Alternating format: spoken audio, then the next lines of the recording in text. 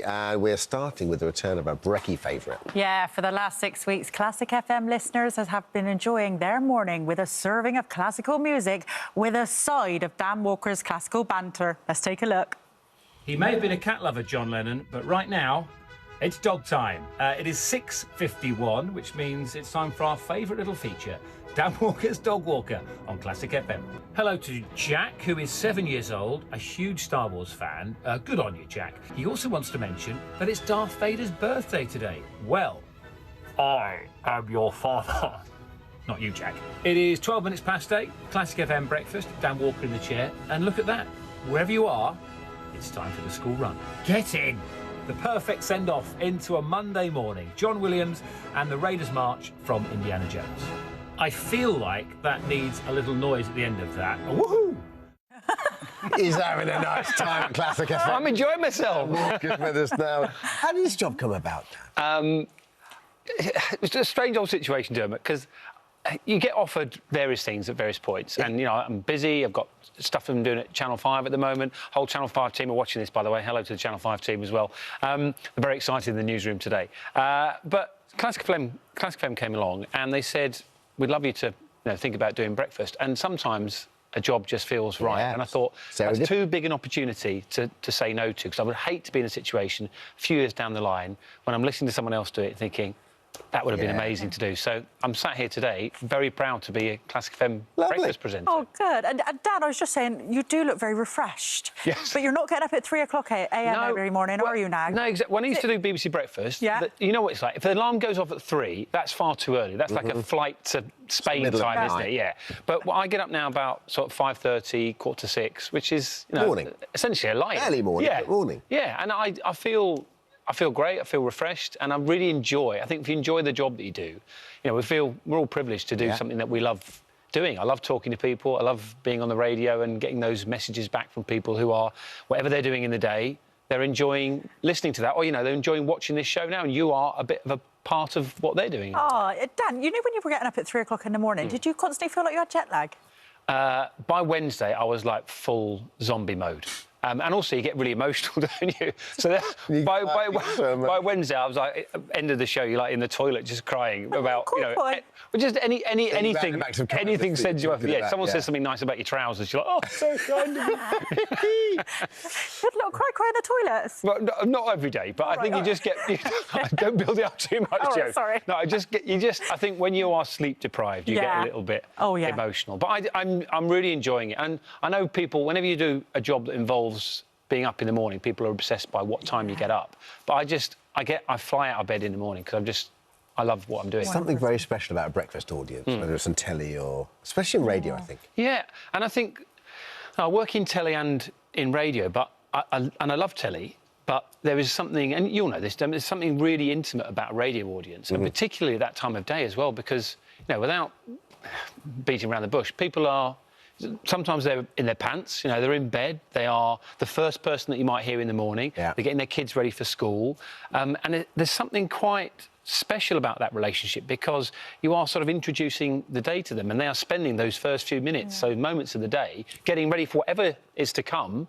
They're spending that with you, and that's a really special relationship. Is the show quite interactive then? Yeah, you heard about Dan Walker's Dog Walker there, which when I first heard that idea, I thought, really? But what I love about that idea is such a back of a fag packet idea. I know. It's actually really good, because you're like, what?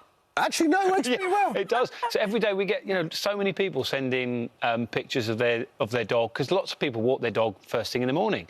And loads of dogs and humans, thankfully, love Classic FM. So, there's people who are out there walking their dogs, listening to the radio, and every day we shine a little light on a human and their hound, and we call it Dan Walker's Dog Walker. Oh, love it. It's a nice way to get out of bed, classical music, isn't it? Yeah. But what I like about your show and Classic FM, and Radio 3 does as well, is that there isn't so much snobbery there. It's just you're educating a lot of people, and people are just sort of finding new. That's what I love about radio. You find new stuff on there. Exactly. I think it's really important to say that, Derm, as well, because I think many people have an image of the sort of person who listens to classical music, and I think what Classic FM has done brilliantly is it said it doesn't matter. You might know the difference between Mozart and Beethoven, and you might have a favourite piece of music from Shostakovich.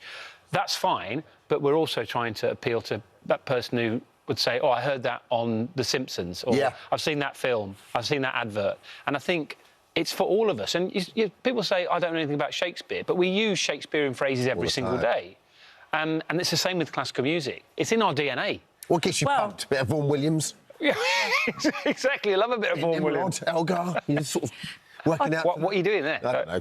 Yeah, we don't know. I'll tell you what else was in your DNA. Yeah. We saw the snake hips on Strictly yeah. dancing. Do you still see Nadia? I do, yeah. Well, obviously, she taught me to dance, and one of the things I promised Nadia was that at some stage in her life, because she's always wanted to play golf, I'd say, you know, I love golf, and that's how I relax. I'll get you into golf. So she's learning to play golf. Annoyingly, she's really good at golf. Yes, exactly. She'll probably be better than me in about a week. But yeah, still see her, still good friends with loads of the people on the cast yesterday, cast and crew. Yeah. Tell us what is this ritual between songs, the press-ups? Well. What, 5,000 or something? No, I can't. I don't really know how to explain this, Dermot. But when I started, I thought, you know, when you start a new job sometimes, you think, let's have a little challenge to go along with it. And I'm not really a gymmy person. I'm not into... Look like it. I'm not into massive muscles or anything. But I thought, I tell you what, I've always wanted to do a press-up challenge. Every single day since I started on Classic FM, I'll try and do 100 press-ups. Now, there we go. Oh, look. Now, can you get them in? Can you do 100 in a row? I can do 60 is my record in a row. But I'm smiling there, but there's a lot of pain going on. But actually, I've done now 5,200, I think, as of this morning. So when there's a track that's longer than about 8 minutes, I just patch out. What's the ideal song, ideal piece of music to do press-ups? Well, we were thinking about this morning. I quite like Jay Unger's A Show Can Farewell. Do you know that one?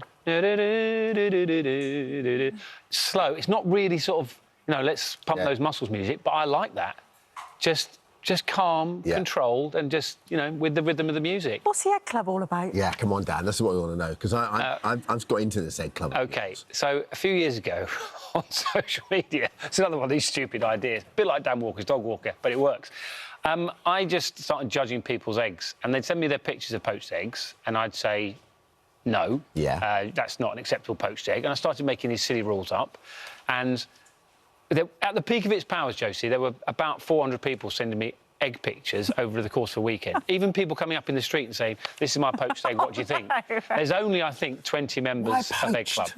I don't know. You know what it's like, it just develops. It's like the least fun egg out of all of them. People have shouted at... What are you talking about? Well, poached is the king of eggs, isn't it? 5 ways you can have an egg. No. So I'd go fried, boiled soft, poached, scrambled... Omelette, scrambled, poached. No, it's poached then scrambled. Surely it's poached egg, top egg. No, fried for me with a little bit of soy sauce. There you go, Dan, that's one for you. Hello. What? Yeah. What did you say? Fried with a little bit of soy sauce. Oh, Nazi there you Garan, go. a little bit of that jazz. And Dan, thank you so much for coming on. Dan, lovely. Classic FM Breakfast with Dan Walker is broadcast weekdays from 6:30 a.m. to 10 a.m. on Classic FM Global Player. I know you get up early. Give us half an hour tomorrow. Yeah. We'll get you in the right frame of mind for the day, OK? All right. Yeah. That's a promise. All right, then. Do you know what?